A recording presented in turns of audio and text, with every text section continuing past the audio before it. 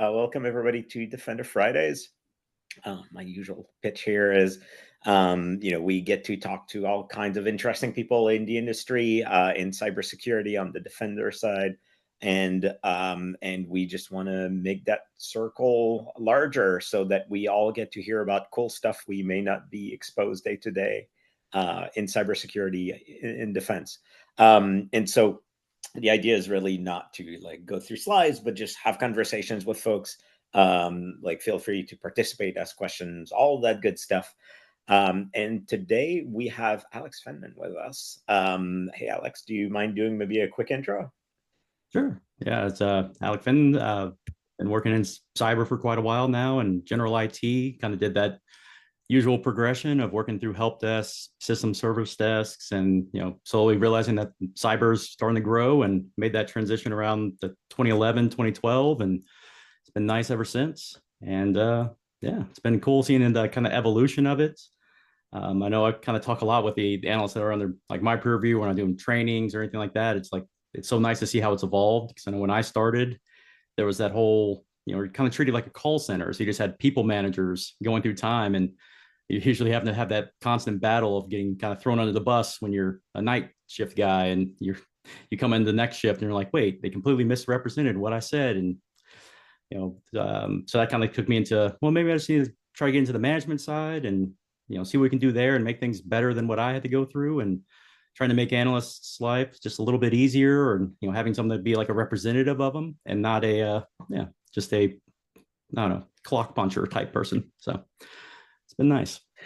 That is a good goal. That is a good goal for sure. And yeah, I can echo that. Like, I feel like back in the early days, there was like a couple of like centers of excellence in cybersecurity that you kind of all heard about, and then there was just a lot of people that were kind of like progressing through IT and getting into cybersecurity, and I feel like that gap has really narrowed like crazy, where there's just so many amazing teams out there that do really good jobs everywhere. So it's heartwarming to see that the industry like as a whole is like stepping up the game. And I think part of that goes to folks that have decided to bite the bullet and kind of get a little bit more on the management side and kind of bring in their experience there. Oh yeah, and there was kind of that whole looking at leadership things or management lines. You're always like, nah, maybe I don't want to be there. And I had someone early in my career go, well, that's exactly why I want you to be a manager. I want that reluctancy, and I want you to be comfortable to get back on the keyboard, back on the consoles, to be able to pick it up if we need to, and not be afraid to go to the front line and have the ability to do those things. And that's always my advice to analysts too. And just try to get as much knowledge under your belt as you can, because it's kind of that whole security is everywhere mentality. I'm like, well, it also kind of goes into other spaces. Like if you're not familiar with how HR systems work, or how all these like policy changes, or how finances and a budget work, then they get done to you. And it's not good to be out of the room when those conversations start happening. And yeah, I always try to run through that. And I've had that a few times, even at my most recent gig, where someone says like, oh, I don't want to be management because of these different things. And I, like all these. I'm like, cool, except that that's exactly what I want to see. And you might be heading that way if you're not too careful, or if I see that opportunity for you. But no, it's good stuff. Yeah, and I think that that's particularly good advice nowadays, because of the advent of AI, right? Like I think it's a really difficult market if you're really junior, and so it feels like maybe not the systemic way, but the individual way to get out, like to surmount that, is to actually get a lot of experience under you, so you're not junior when you go and you try to get into a SOC or into something like that. Yeah, and I think it's always important for people to get into that like hybrid mindset of getting just more skills under your belt, even just being that kind of jack of all trades. Like you don't have to be, don't be a master of none, maybe, but be at least an SME in certain areas, and keep growing that kind of portfolio for yourself. Because I know whenever I started in that 2012 to 2015 period, it was machine learning was going to take out most of the analysts, and this and that. And so you start getting into like engineering and cloud and all these different other technologies as like a fallback or a pivot area. And now turned out pretty well because it just got me more familiar with all these different technology stacks and all these different these areas. And then also back in the day, it was like you wanted to kind of go back and forth between maybe like an MSSP to like a private company and back and forth. And I'm seeing that line get just smaller and smaller because it's just like even when you're in a private company, you still end up almost operating like an MSP because you have to show validity of your tools. You have to, go through these budget talks and how you're doing, things efficiently and appropriately. And then, that opens up right into the AI conversations. And I've always been on that kind of mindset that it should be like that tool to enrich and empower an analyst or an engineer, not so much a replacement. And especially now over the last few years working in these different AI spaces, it's been kind of cool to see that kind of that language change from, a couple of years ago. It was like how many startups they were saying they're going to replace AI or replace analysts with AI. And now it's all the language has kind of changed to that. And, I definitely can't take any credit on that. I'm sure there's plenty of people talking behind the scenes about that. How much you can empower those things, but how you do want to use AI in the right way. Like AI is really good at these things and to find it out. And I'm sure over time it'll get more and more, built up. And we've seen that now over the last even couple months. One of the biggest restraints I see in AI is the contextual awareness issue. Um, it's you give it the data, but it's kind of the garbage in, garbage out. If you don't know the data or you can't explain the data well enough, it becomes kind of an issue. So when I'm training analysts, a lot of times we'll talk about like under what condition, because you have all the, the who, the what, the when, all those different aspects in a ticket or an alert. But you also have to take in those other factors like, oh, there's a hurricane in Florida. Maybe this outage actually is related to this and not a serious DNS issue that it typically ends up being. And sometimes AI is not really going to go to that scope to research those type of things at most times, but you let it bake long enough, you'll probably get there type situation. And I think now with the SOAR capabilities that we've had over the last few years, to continue to grow in the reach of what security tools can do, AI can do a lot, but I think it'll be a while before a major enterprise lets you go, yeah, just completely AI the summarization of an alert and contain my endpoints. Uh, it's getting there. We've got a few customers that do get a lot of those, pre-approvals and things of that nature, but most usually err on the side of caution and are very cognizant of collateral damage that can occur and still having that kind of two key method of, the analyst says one thing, customer agrees to it, then you move. So it's been really cool to see these kind of evolutions over time. And, I think the future is looking pretty bright on there with the folks changing the language from replace all analysts to enhance, improve, and so forth. And, I'm currently at this company, Foresite Cybersecurity out of Kansas City. And that's kind of when our driving statement as we kind of did this reorg and this push into Google SecOps as our primary, saying that like I don't want to build another analyst team of 80 analysts. I want to build like maybe 20 something to get that 24/7 coverage.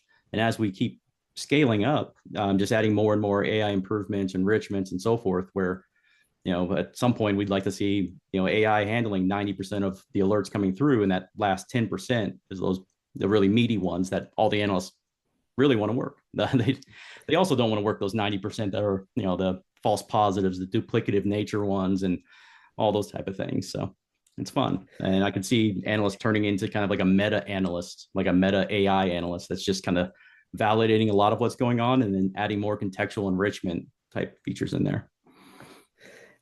So you're touching at a really interesting point that I would love to get your thoughts. So you are mentioning, usage of AI. You are also you live the service provider life, right? Which means you're not dealing with one customer. You're dealing with a lot of different organizations that kind of all look and smell differently. And usually when I look at the like more at the surface, all of the AI companies that are trying to sell into SOC, it looks like it's very targeted towards what I would interpret as enterprise, because they are very much like, hey, you tell us about the process with which you do X and we'll automate that, right? Like for you, with you.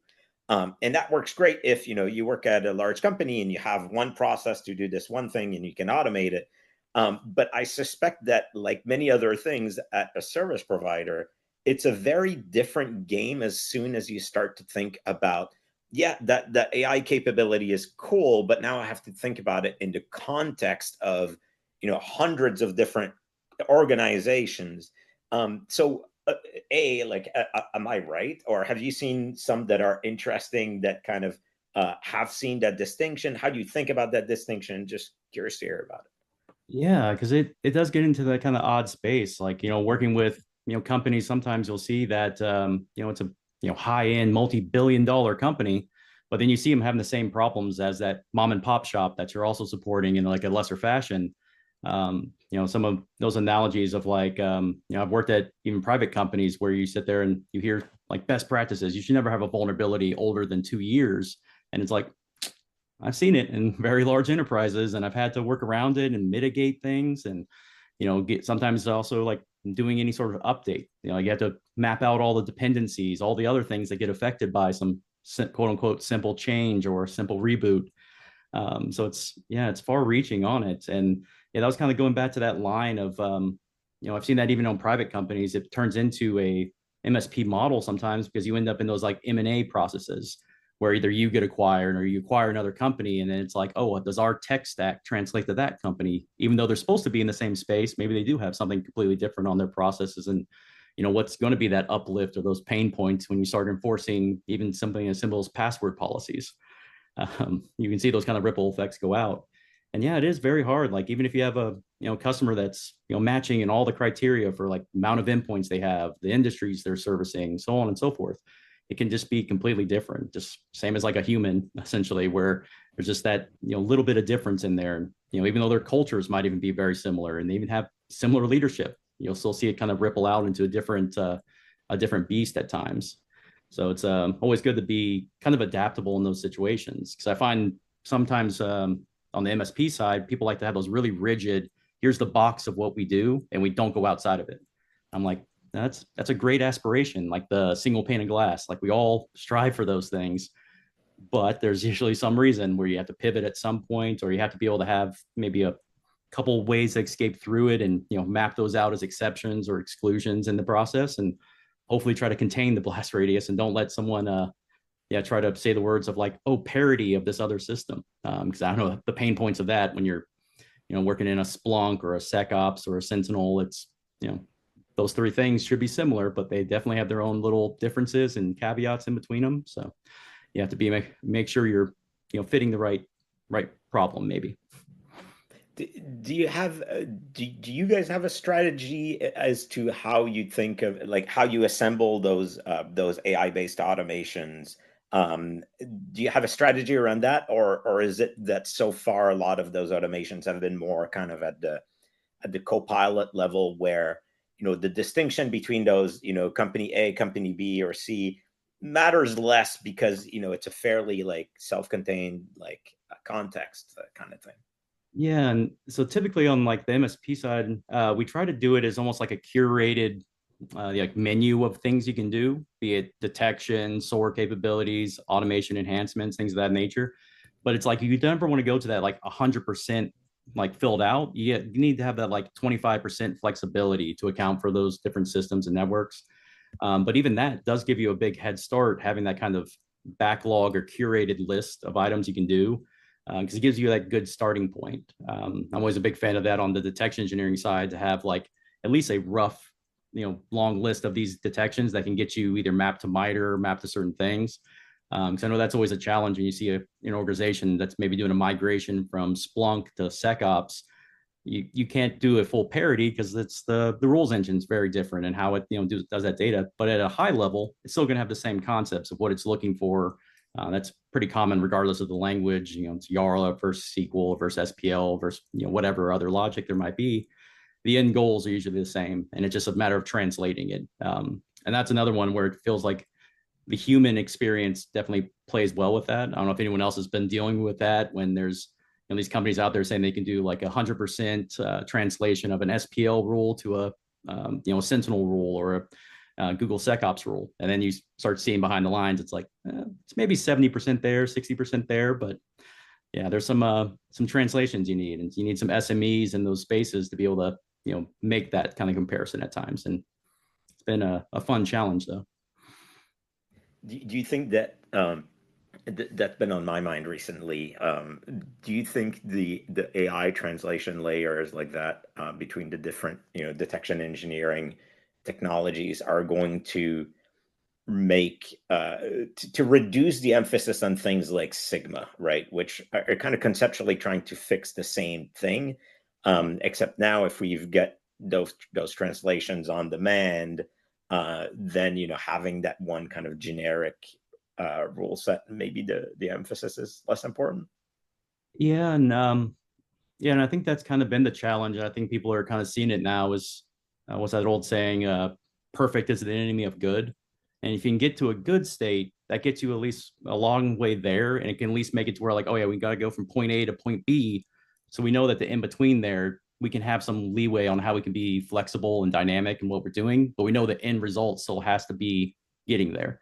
And I think folks are kind of seeing that now and how they can kind of segment things out, and that's a big one that we've kind of seen a lot of success for, like our company right now, just because we're kind of playing in a weird space. We're like a 100-person company, and most of the competition we're in on that level is like in the 10,000 plus employee companies that we're competing against. And we do find that a lot of customers kind of do like that more human element to it, even though we're a small amount of humans. We can still kind of do those larger projects with assistance of AI and assistance of these automations and just experience in that space, those spaces. Um, you know, for myself, like I've worked in, I'm trying to think the other day of like 6 or 7 different SIM and SOAR technologies. But even when I'm limited to just one technology, you end up seeing those in migration efforts, or a customer coming from one to the other, or when they're leaving, keeping in touch with them because you made a human connection with them, and now they're a friend on LinkedIn, and you, even after they leave you as a customer, you're still interested in what their teams are building and getting to see kind of what's being built there. And I've worked at other companies where we have these groups of guys that are all in different spaces now, and I have a guy that works in purely Sentinel, another one that's still in the SPL world, and just hearing the same kind of frustrations across the board, and we kind of have our own little back and forth on like, what's working, what's not, and that lessons learned model goes a long way. Yeah, I mean that's the thing that will never go away. I was reading somebody talking about that recently, how the human touch is going to become the true kind of luxury in in companies like that sell services and products. I think that's probably quite right. On that topic, what's the coolest use of AI in either in your company or somewhere else that you've seen, or alternatively, like, do you have a really cool use of AI in mind and you just can't quite get there, or you think we should? I think, and it sounds like weirdly just for like the analyst side of things, it's the kind of the research element of like figuring out where AI is really good when you give it the full context of something. Because like we'd have those things of like recommended actions with AI gets a little rough sometimes because it, that contextual awareness issue. But as we started mapping things more and more deeply into like SecOps environments, we started seeing like, oh yeah, you don't have to have AI do that heavy lifting there. You can map those maybe as like a dynamic list, and then you give it all a contextual awareness, and then you make it maybe platform agnostic at that point to say, as long as you can show this is the source for this exact detection, now the AI gets a lot more high fidelity. And just kind of that back and forth, almost like tennis match with AI and analysts. Like we've just seen this like, you know, heavy rise in like the fidelity of it. Because I know at one point we were seeing even like a year ago, you were happy with like a 40 to 60% validation rate or like true positive rate in an alert that's handled by AI. And now we're seeing it creep up like higher and higher. And the way I always kind of approached it was that bottom up, looking at those lower priority alerts, getting the noise kind of out of it, and getting us to where we can see those into a bigger scope. Because I know we've all probably been there where like a low priority alert can quickly become like a Kerber roasting or some other larger scale thing. But if you remove the noise of what's usually there, you also can see those a little bit clearer. And I think that's been some of the coolest things I've seen so far is seeing analysts in our SOC right now. The monthly average is pretty low. I'm always when I think even a couple of years ago, I'd expect like that volume, you'd see 10, 20,000 alerts in a month, and we keep staying like below like 5 to 6,000. And it's just that continuous effort of trending both with a human element and an AI element to go in tandem with each other. So that's been the most impressive things in that space. And then it's more fun version, the meme generation has just been so rich. Typically, when I'm training an analyst or an engineering team, that's one of the first things I kind of throw to them to see like what their comfortability with AI is just who can do a meme battle, what you can create, creating mascots for different teams, creating images, videos, and so forth, and then seeing that just click in their head of like, oh, I could do this in other areas. Because I know every SOC I've ever been in, you'll have meme mascots, or you have the this is fine meme always on the billboards or on a SOC board at some point, or Bear Grylls coming through from time to time for improvising, adapting, overcoming. And that's been a kind of a cool one to see, like how quickly that's going. Because I think we've all probably wasted a few too many hours searching through, Imgur and different things like that. And now Gemini and others make it a lot easier to do those things. It reminds me a lot of back in the day at Google. They had like, what was it, weekly or biweekly, essentially like all hands where leadership discusses like various topics, and it was like broadcasted through every office where they put in the common room like a TV, and there's like the TV of the thing, and on the side it was the essentially like a chat channel. Now you'd compare it to like a Twitch stream of just people posting memes about the very things that they're talking in real time. Oh yeah. I can only imagine what that looks like nowadays. It's so much fun. Oh yeah, it's so quick. And yeah, being close with the Google side of things, like we get some early access to certain tools, and it's like that's usually the first thing that happens is someone makes it a meme generator, or like taking someone's picture and putting him into a stormtrooper outfit and making a whole animated video with it. And yeah, it's been impressive to see. And I mean, even some of the AI stuff from this week, I mean, I was actually impressed with that Adobe one where they're taking like 2D images and making them 3D adjustable. So you can essentially become a comic illustrator very quickly. And I'm like, well, that's a interesting step that's going to progress very quickly on how, all these guys playing D&D and playing video games, how quickly like someone with no artistic talent could all of a sudden take things and just, make a quick video or a whole movie. And I know some of the nerd in me is also like looking at things like you see these AI music changes that are happening, and at first you're like, it's not gonna be better. Now in our SOC, like everyone's playing music, and how many of those are just AI covers of 50 Cent songs and like different other weird renditions of songs. Now I'm waiting to see what that does with movies, because secretly Game of Thrones, if they remake those last two seasons, I'd probably watch it again. And we'll see what all happens with it. Nice, nice. And I feel very much the same way. I think you mentioned about the fidelity of things going up. I feel the same way. Like it's been a bit of a boiling frog over the last year. It's kind of weird, like to talk about boiling frog over a year, which is just such a short period of time. But in AI time, it's a forever. About the fidelity, like one thing that we noticed, like for us, is that we did some tests like a year ago on various things with Lima Charlie, and I think like 40% is sort of like order of magnitude of like how we felt about the results.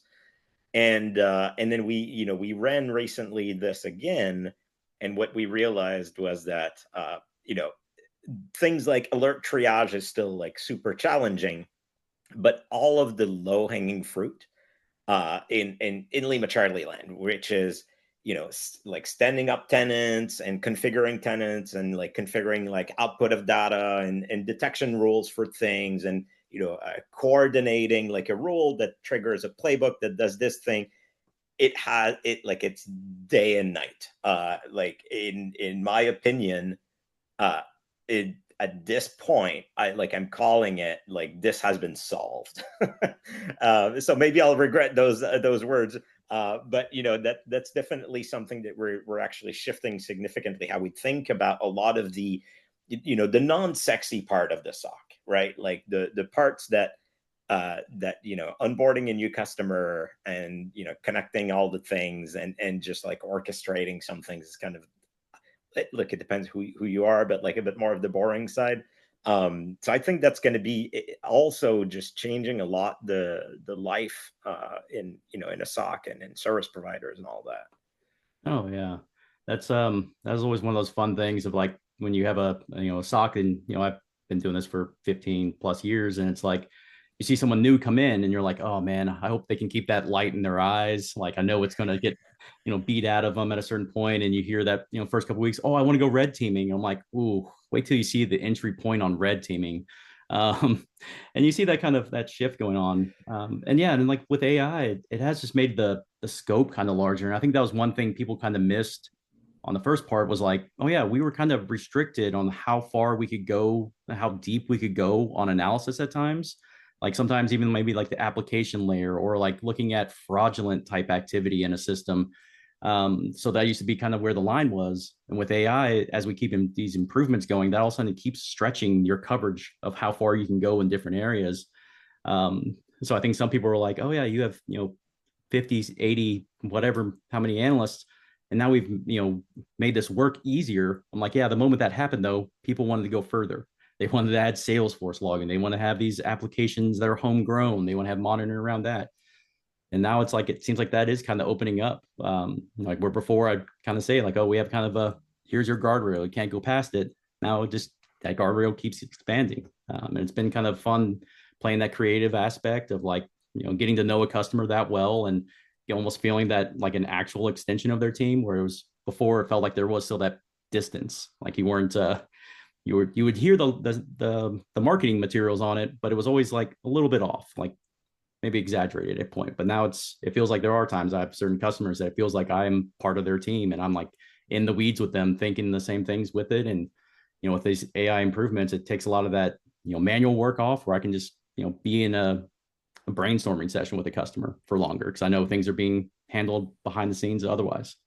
It's Mhm. I see somebody's comment, no parts of the sock are sexy. I think that's an indication of two things. One is maybe you have been in this industry for a while. That tends to happen after a while. You feel this way. But then the number two is you might want to play with more AI. There is something magical about sitting in front of a chat interface and just going, hey, I think there's a handle on the malicious computers that like I'm investigating that's got this part of the in the name.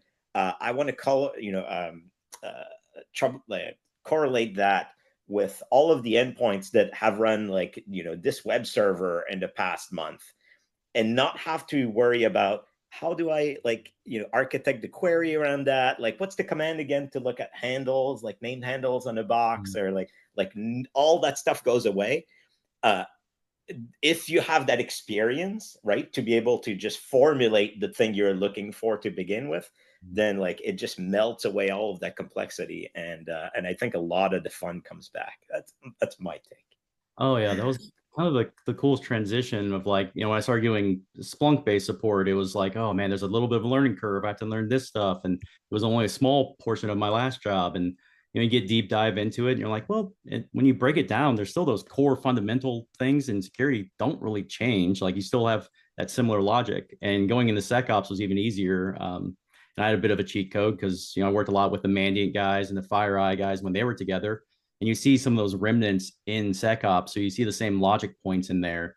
And yeah, having those like auto, assistance on some of the query languages, it's like, oh yeah, I need to, do this, this, and this. And those are like static, mapped items. So they don't change, and it gives you a little output. And people are like, well, it's not correct, or that's not going to get you what you need. I'm like, yeah, but that took away a lot of trial and error for me. Like went down, I would have been going down the rabbit hole, Frankenstein together piece by piece. And now this gave me a huge head start. And that just keeps growing every day, it seems like.